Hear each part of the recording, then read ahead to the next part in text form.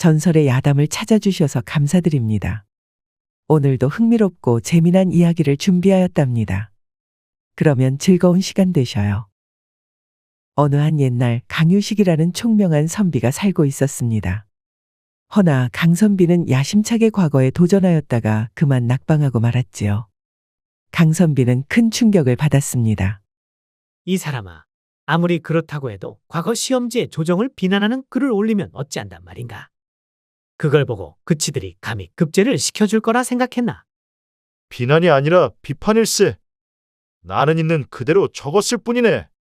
지금 조정은 탐관오리들이 판을 치고 매관매직이 성행하는데 어찌 이를 모른 척할 수 있겠는가?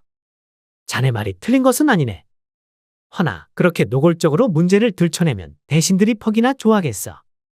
안 그런가? 강선비는 한산한 주막에 앉아 친구에게 푸념을 늘여놓았습니다. 이에 친구는 고개를 절레절레 흔들며 강선비의 빈잔에 막걸리를 가득 부어주었지요. 그치들이 기분이 나쁘다고 해서 부패한 현실이 사라지는 것은 아닐세? 어이구, 참선비 납셨네 납셨어. 헌데 자네 말대로 나라가 썩었다면 그런 곳에서 벼슬을 얻으려는 자네도 적당히 눈치껏 굴었어야 하지 않겠나? 그래, 자네 말이 맞긴 맞네. 내가 순진했나 보이. 허나 눈치를 보며 진실을 외면하는 것은 유생으로서 부끄러운 일이라고 생각했네. 고지식하기는? 자네를 보고 있자니 나도 속이 답답하여 술도 안 넘어가는구만. 자, 한 잔 더 들게. 강선비는 친구의 권유에 술을 쭉 들이켰습니다. 그럼에도 억울함과 울분은 결코 내려가지 않았지요. 그래서 이제 어찌할 생각인가? 어찌하기는 낙방한 선비가 할 일이 뭐 있겠는가. 쥐뿔도 없으니 고향으로 다시 내려가야지. 그렇기는 하지. 가서 푹 쉬고 다시 기회를 엿보게나. 세상 일이란 모르지 않나. 강선비는 친구의 위로에 낮게 침음했습니다. 사실 다음 기회가 또 있을지 없을지 몰랐기 때문입니다.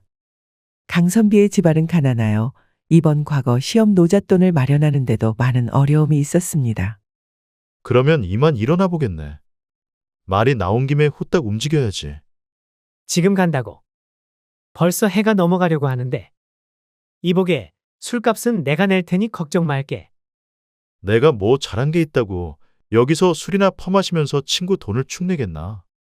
그런 거 신경 안 써도 되네? 헌데, 마음이 안 내키면 어쩔 수 없지. 조심히 가보게나. 또 2년 닿으면 연락하게. 좋은 일 있어도 연락하고, 나쁜 일 있어도 연락하게. 고마위. 또 봅세. 강선비는 보찜을 챙겨 주막을 나와 곧장 산길로 들어섰습니다. 허나 길이 생각보다 험하고 숲이 우거진 탓에 걷기가 여간 쉽지 않았습니다. 게다가 삽시간에 해가 져서 사방이 어두컴컴하였지요. 길을 잘못 들었다가는 낭떠러지로 떨어질 수도 있는 상황이었습니다. 술김에 객기를 부렸나 보구나. 이렇게 한 치 앞도 보이지 않아서야 큰일인데. 그러던 차에 저 멀리 희미한 불빛이 보였습니다. 가까이 다가가 보니 제법 오래된 절이 하나 있었습니다. 문은 반쯤 부서져 있었고 마당은 잡초가 무성하여 오랫동안 사람이 드나들지 않은 듯 보였습니다. 아무래도 빈철인가 보구만. 여기서 밤을 지내면 되겠다. 강선비는 주위를 한번 둘러보더니 조심스레 절 안으로 발을 들였습니다. 그런데 절 안은 예상보다 훨씬 더 을씨년스러웠습니다. 기와장이 군데군데 떨어져 있었고 불상은 먼지가 수북이 쌓여 있었으며 벽에는 정체를 알 수 없는 검붉은 얼룩이 묻어 있었습니다. 강선비는 찝찝한 기분이 들었지만 피곤함이 몰려와 더는 생각할 겨를이 없었습니다. 마루 한쪽에 짐을 내려놓고 한숨 돌리려는 순간 기척이 들렸습니다. 이게 웬 떡이야? 오늘 밤도 허탕치나 했더니 사냥감이 알아서 굴러 들어오셨구먼. 강선비는 깜짝 놀라 뒤를 돌아보았습니다. 그곳에는 거친 행색의 사내들이 앉아 술을 마시고 있었습니다. 헌데 그들의 눈빛이 심상치 않았습니다. 허이구, 행색을 보아하니 선비님이시네. 보아하니 과거보로 한양에 들린 모양인데 노잣돈이 아주 두둑하겠어. 죄송하지만 내 주머니는 그리 두둑하지 않소. 이놈 보게. 순진하게 생겨가지고는 얼굴색 하나 변하지 않고 거짓말을 하는구만. 털어서 엽전 한 푼이라도 나오면 각오해라. 그만두시오.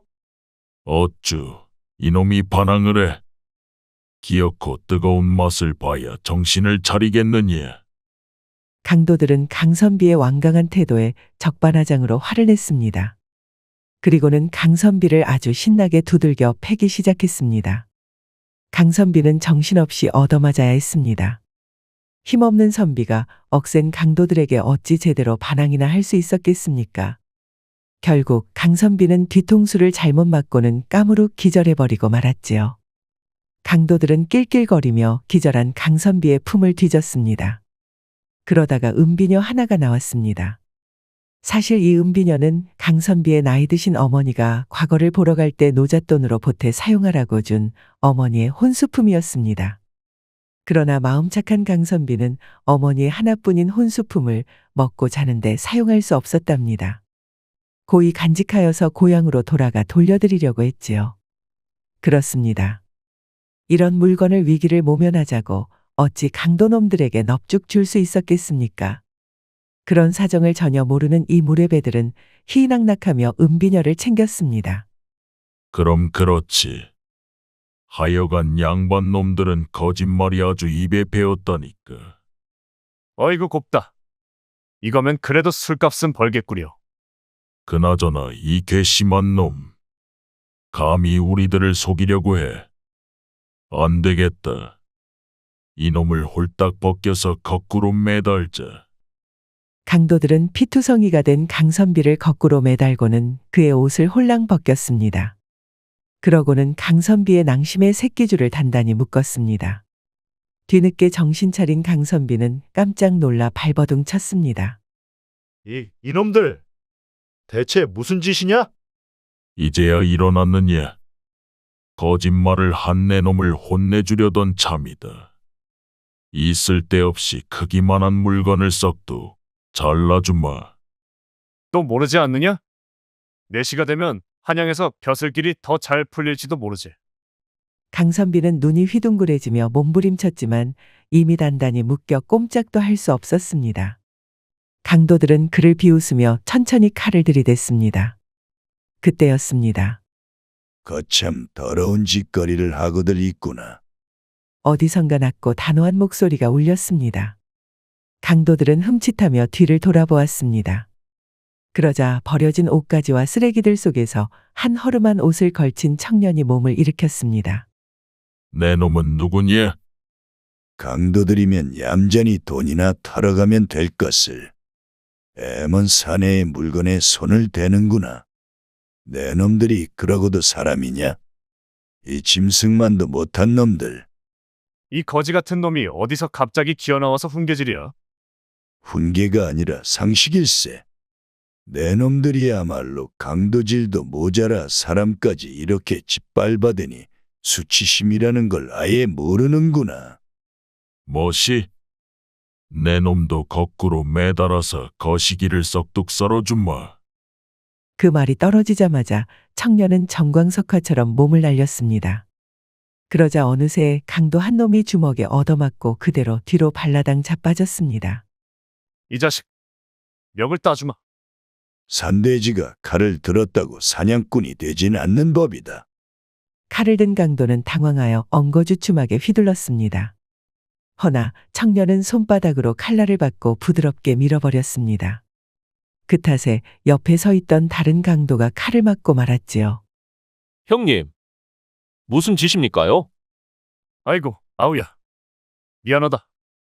그 틈에 청년은 칼을 휘두른 강도의 복부에 창날 같은 발차기를 꽂았습니다. 순식간에 강도 셋이 비명을 지르면서 나뒹굴었습니다. 청년은 거기서 멈추지 않고 아주 발로 강도들을 지근지근 밟아주었습니다. 부모님에게 매를 맞지 않고 자란 녀석들이 꼭 이렇게 비뚤어지지. 오늘 내 놈들의 부모들을 대신하여 읍참마속에 심경으로 호되게 매질해 주마. 현도는 빙글빙글 웃으면서 잔혹하게 강도들을 두들겨 주었습니다. 이를 보던 강선비마저도 방금 전까지 괴롭히던 강도들이 불쌍하게 보일 정도였습니다. 한참을 강도들을 두들겨 패던 청년은 지겨워졌는지 강도들의 엉덩이를 걷어차서 쫓아내버렸습니다. 또 다시 나쁜 짓을 저질렀다가는 하늘이 용서치 않을 것이다. 알았느냐? 청년은 강도들을 내쫓아버리고 묶여있던 강선비를 풀어주었습니다. 강선비는 주섬주섬 옷을 입고 나서야 청년에게 감사 인사를 할 수 있었습니다.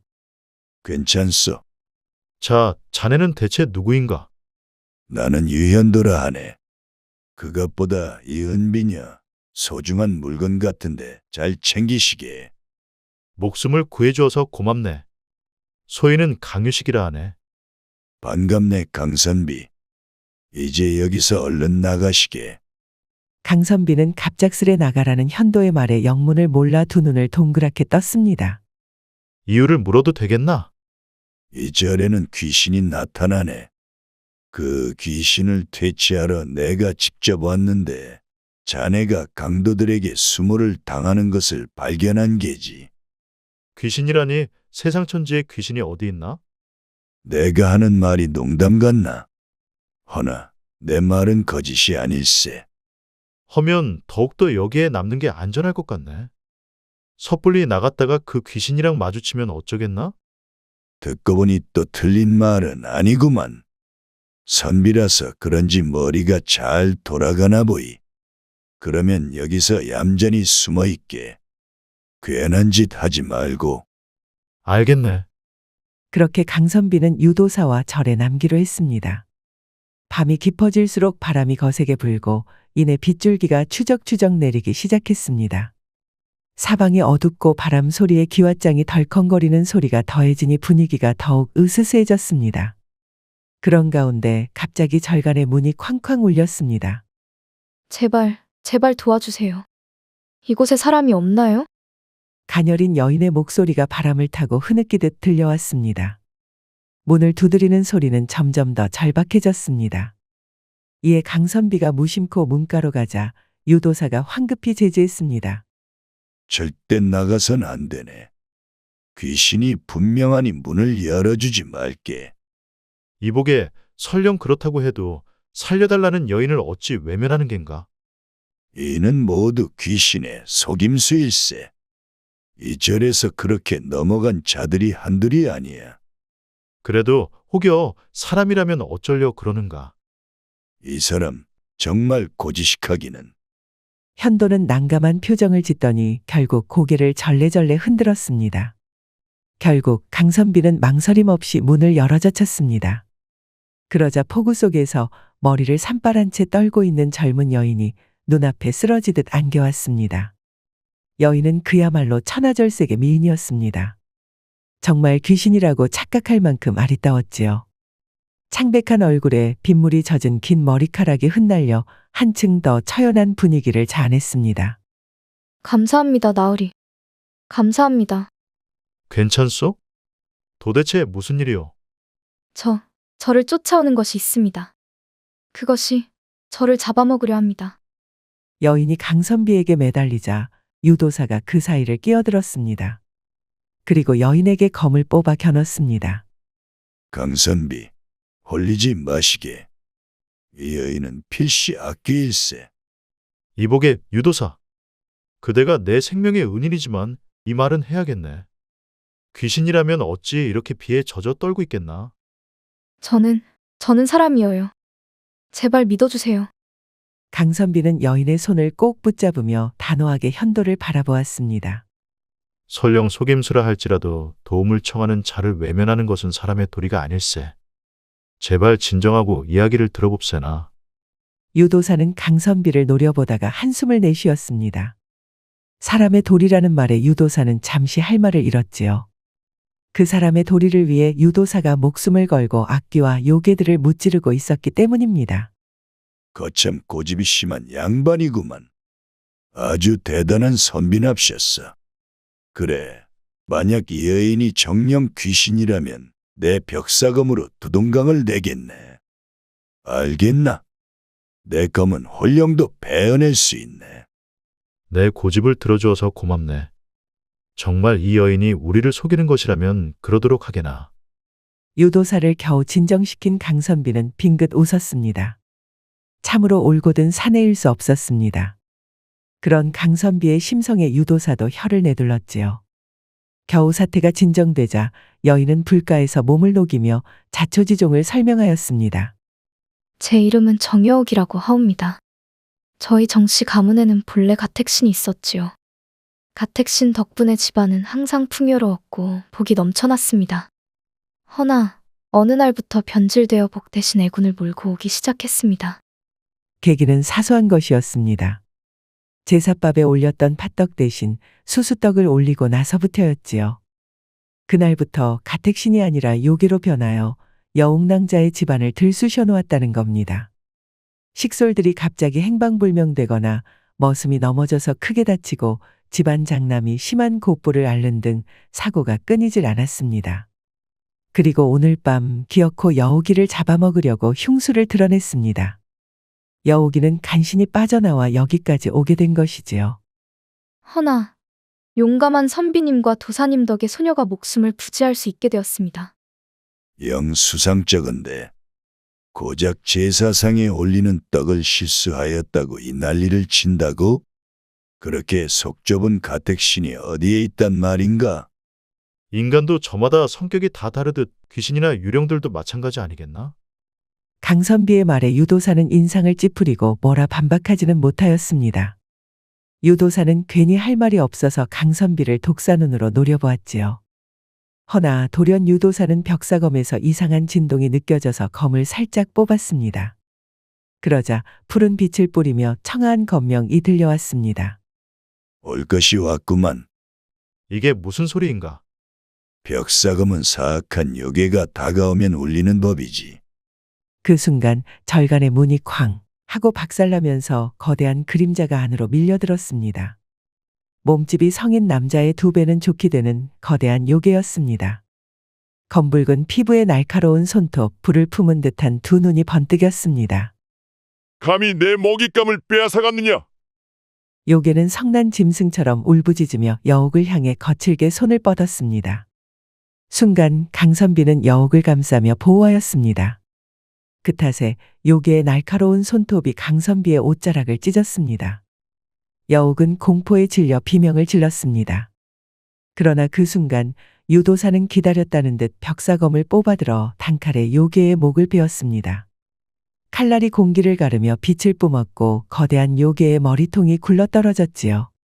이내 거대한 그림자가 무너져 내리며 요괴는 절명하고 말았습니다. 절간은 다시 정적에 휩싸였습니다. 강선비는 숨을 삼키며 바닥에 쓰러질 뻔했습니다. 이게 무슨? 거짓말을 한 것은 아닌가 보구만. 여옥이는 충격을 받은 듯 얼굴이 새하얗게 질려 있었지만 여전히 강선비의 옷자락을 붙잡고 있었습니다. 유도사는 검을 휘둘러 남은 요기의 기운을 정리하며 한숨을 내쉬었습니다. 정말 감사해요. 뭘요? 여기 도사님이 다 정리하였지. 나는 한 게 없어. 선비님이 몸을 날려 저를 구해주셨잖습니까? 강선비는 여옥의 눈물을 머금은 눈동자를 바라보며 잠시 흔들렸습니다. 여옥의 가녀린 손이 그의 옷자락을 꼭 붙잡고 있었습니다. 그렇게 두 눈을 마주한 순간 강선비는 애잔한 감정을 느꼈습니다. 그래도 양반가의 여식이라면 머리를 이렇게 풀어헤치고 다녀서야 되겠어. 강선비는 조심스레 품에서 은비녀를 꺼내 들었습니다. 바로 노잣돈으로도 쓰지 않은 귀중한 은비녀였지요. 강선비는 부드러운 손길로 여옥의 흩어진 머리카락을 단정히 모아 올렸습니다. 여옥은 조용히 강선비를 바라보며 가만히 있었습니다. 이렇게 해야 올바른 귀한 여인의 모습이요. 은비녀를 머리에 꽂아주자 여옥은 감동한 듯하면서도 무언가 복잡한 표정을 지었습니다. 한동안 아무 말 없이 자신의 머리에 꽂힌 은비녀를 만지작거리던 여옥은 이내 고개를 들었습니다. 선비 나으리 그리고 도사님. 두 분은 제 목숨을 살려주셨을 뿐만 아니라 저희 가문을 구원해 주셨습니다. 이에 저희 가문에서는 감사의 뜻을 표해야 마땅합니다. 현도는 여전히 여옥을 의심스러운 눈초리로 바라보았지만 강선비는 그녀의 간절한 눈빛을 보고 흔들렸습니다. 그것은 너무 과한 말씀이요. 아닙니다. 부디 저희 정씨 가문의 집으로 와주십시오. 저희 가문에서 성대한 답례를 준비하겠습니다. 딱히 그럴 필요는 없소만. 유도사는 떨떠름한 표정을 지었습니다. 귀신이 나타난 절에서 갑작스레 귀한 양반집으로 초대받는 상황이 의심스러웠습니다. 하지만 강선비는 여옥의 간절한 태도에 설득되었습니다. 유도사, 이런 절간에서 요괴 시체와 밤을 보내는 것보다 편한 잠자리에서 쉬는 게 낫지 않겠소? 게다가 혹여 정씨 가문에 다른 요괴가 있을지 또 모르는 일이지 않소? 자네는 정말이지 정이 너무 약해 빠졌구만. 유도사는 여전히 미심쩍다는 듯 팔짱을 끼고 있었습니다. 그러나 강선비의 설득에 마지못해 고개를 끄덕였습니다. 좋아. 그러면 가봅세.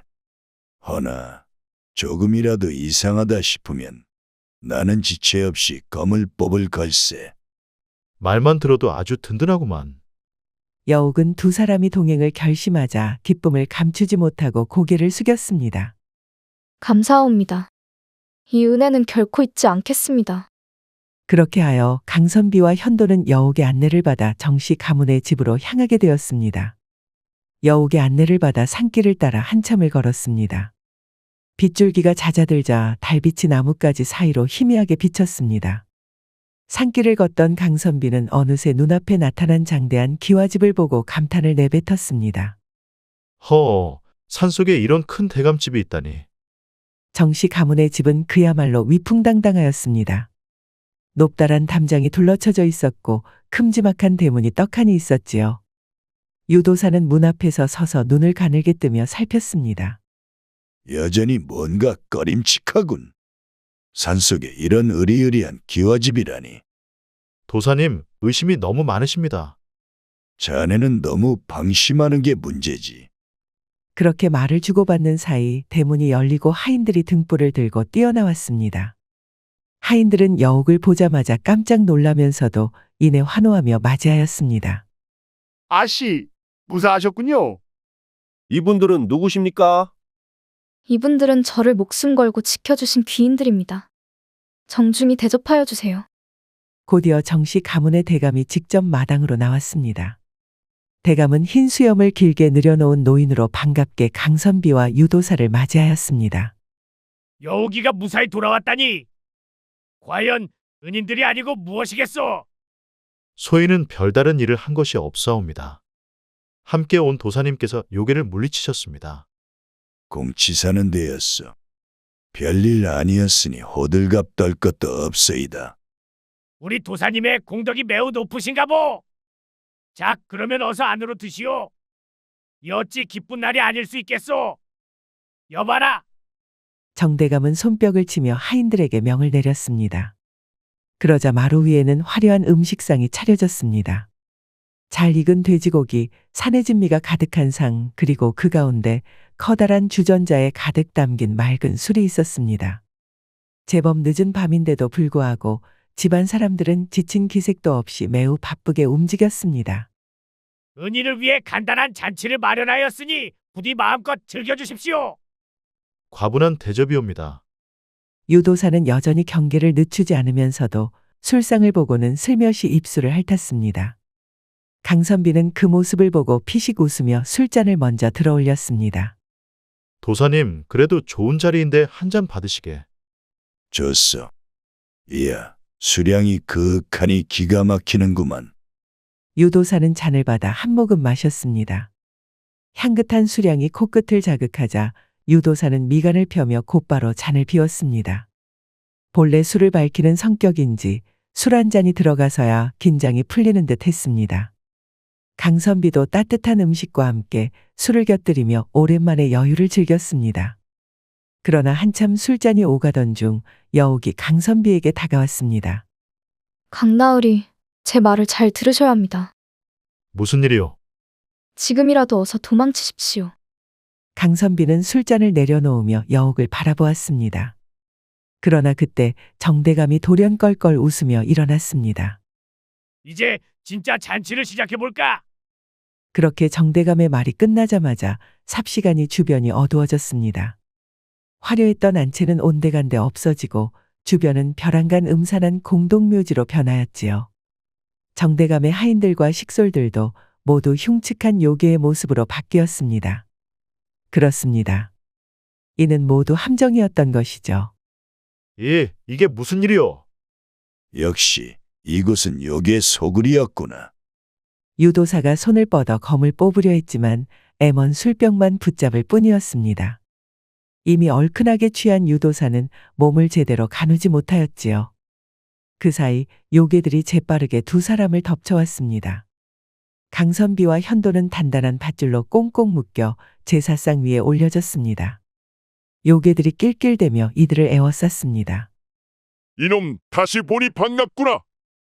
방금 전에는 잘난 척을 잔뜩 하더니 겁에 질린 꼴이 아주 보기 좋다. 심지어 요괴들 사이로 유도사가 목을 날려버린 놈도 보였지요. 녀석은 애초에 목과 몸이 따로 노는 요괴였던 것이지요. 놈은 잘린 머리통으로 유도사를 향해 비웃었습니다. 유도사는 이를 갈며 놈을 노려보았습니다. 어쩐지 손맛이 확실치 않다 하였는데 숨통을 끊어놓지 못하였던 것이지요. 여우기 덕분에 간만에 포식을 하겠구나. 기다려보게. 먼저 입가심부터 해야지. 요괴들은 그러면서 밧줄로 포박한 사람 3명을 끌고 왔습니다. 그런데 이게 웬일입니까? 그 3사람은 바로 강선비를 습격하여 돈을 갈취하려고 했던 강도들이었습니다. 살려주십시오. 제발. 아이고, 그놈들 살이 통통하게 올랐구나. 악행을 하도 해서인지 구리구리한 향기가 으뜸이로고. 그래. 악인들의 고기가 입가심에는 제격이지. 어디 한번 맛 좀 봅세. 새놈이니까 눈알이 6개나 되는구나. 악당놈들 눈깔이 아주 진미지. 쏙 뽑아서 입안에 돌돌 굴리다가 씹으면 왈칵하고 쏟아지는 육즙이 진정 끝내준다니까. 요괴들은 앙상한 손을 강도들에게 뻗었습니다. 그렇게 끔찍한 잔치가 시작되었지요. 강도들은 처참한 비명을 지르며 산채로 뜯어먹혔습니다. 피비린내가 가득 퍼졌고 그 광경을 목격한 강선비는 아연실색하며 몸을 떨었습니다. 이 어찌 잔혹한 모습이라는 말인가? 사람을 짐승 도축하듯이 잡아 죽이다니. 유도사는 사태의 심각성을 깨닫고 날카로운 눈빛으로 주변을 살폈습니다.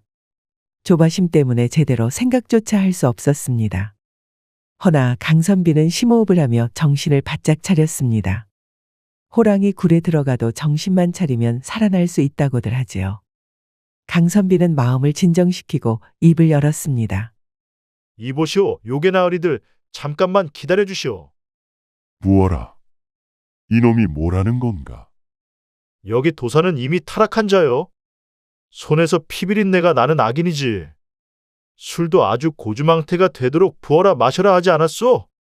그러니 방금 전에 악인들을 배불리 먹고 나서 또 먹으면 입맛이 상할 거요. 그러니 이 잔은 풀어주고 나를 대신 잡아먹으시오. 이보게. 그게 무슨 말인가?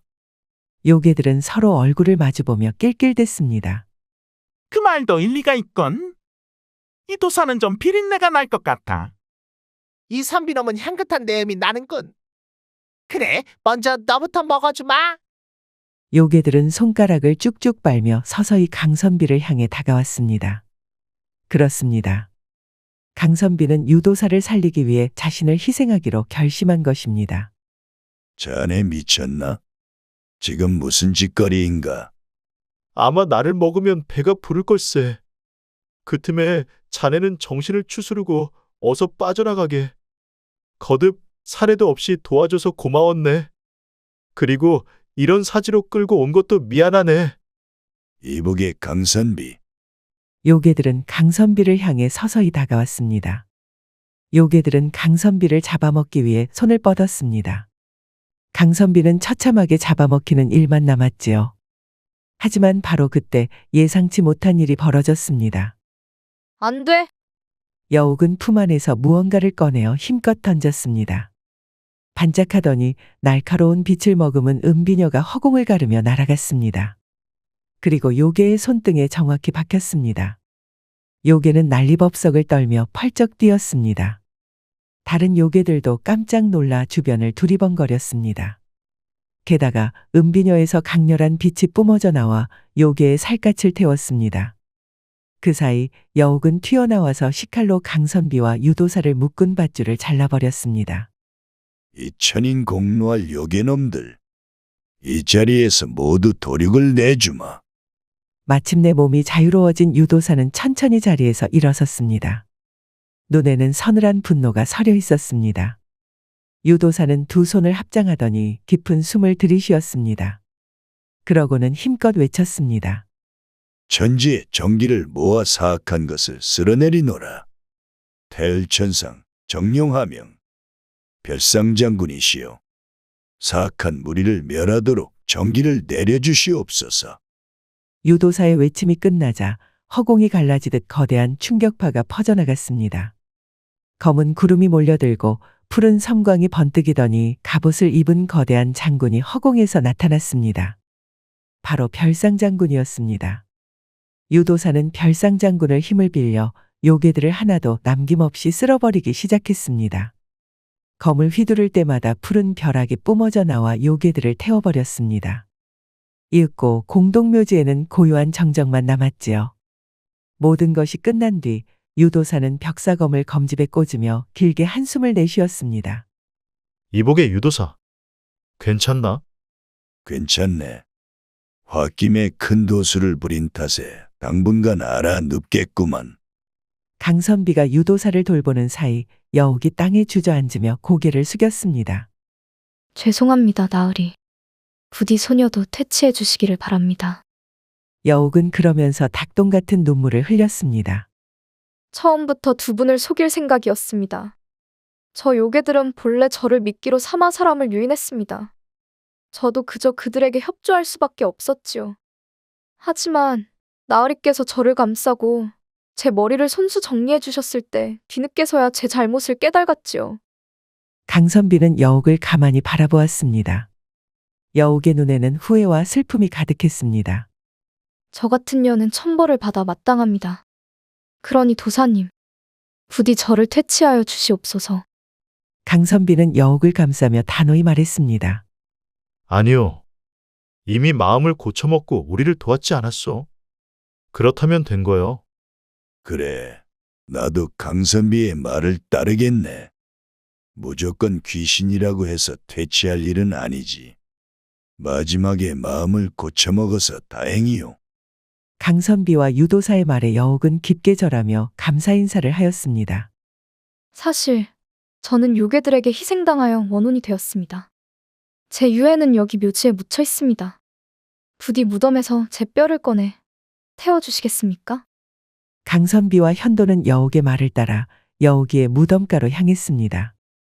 그곳에는 작은 봉분 하나가 있었고 여옥이 손으로 가리키자 흙이 스르륵 무너졌습니다. 그 안에는 백골이 들어 있었습니다.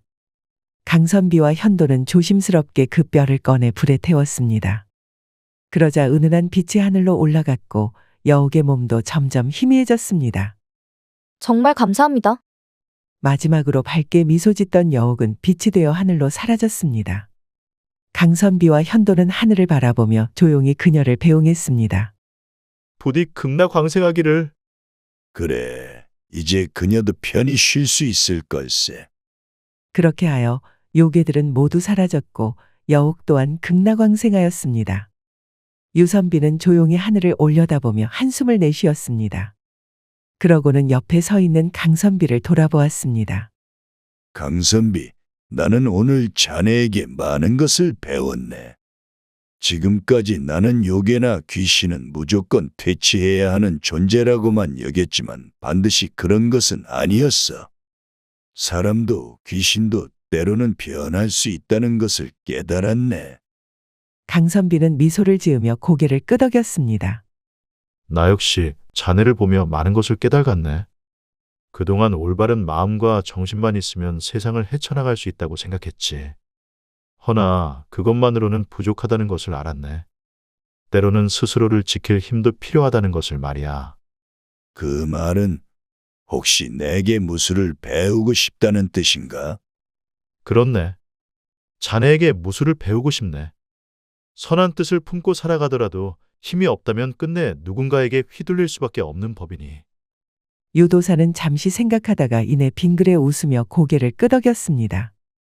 좋아. 그렇다면 자네 고향으로 돌아가 함께 수련을 하세.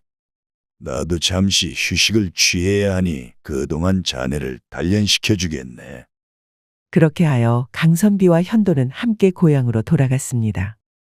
그리고 그곳에서 강선비는 본격적으로 무술을 배우기 시작했습니다. 처음에는 힘들어했지만 원래부터 머리가 좋은 강선비는 빠르게 무술을 익혀나갔습니다.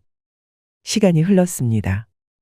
강선비는 이번에 문과가 아니라 무과에 응시하였습니다. 그리고 마침내 급제할 수 있었지요. 마을은 경사가 났습니다. 유도사 또한 그런 제자를 보며 흐뭇하며 마침내 다시 여행길을 떠났지요. 이후 강선비는 무과에 급제한 뒤 무관으로서 뛰어난 재능을 발휘하였습니다. 전장에서는 용맹하게 싸워 승리를 이끌었고 평상시에는 백성들의 안위를 먼저 생각하며 선정을 펼쳤습니다. 그러나 어째된 일인지 강선비는 결코 아내를 맞이하지 않았습니다. 주변에서 혼사를 권하는 이들도 많았지만 강선비는 그저 조용히 웃으며 말을 돌릴 뿐이었습니다. 그리고 세월이 흘러 강선비는 마침내 병마절 도사까지 출세하였습니다. 장수로서 실력을 인정받아 한 고을을 맡게 되었고 백성들은 그를 강대감이라 부르며 존경했습니다. 그러던 어느 날 한 젊은 여인이 강대감을 찾아왔습니다. 강령하셨습니까, 대감님? 대감 나으리 덕분에 저희 아버지가 큰 화를 면하셨다고 하여 꼭 감사 인사를 드리러 왔습니다. 강대감은 깜짝 놀랐습니다. 젊은 여인의 얼굴을 보는 순간 마치 시간이 거꾸로 흐른 듯한 착각이 들었기 때문이었습니다.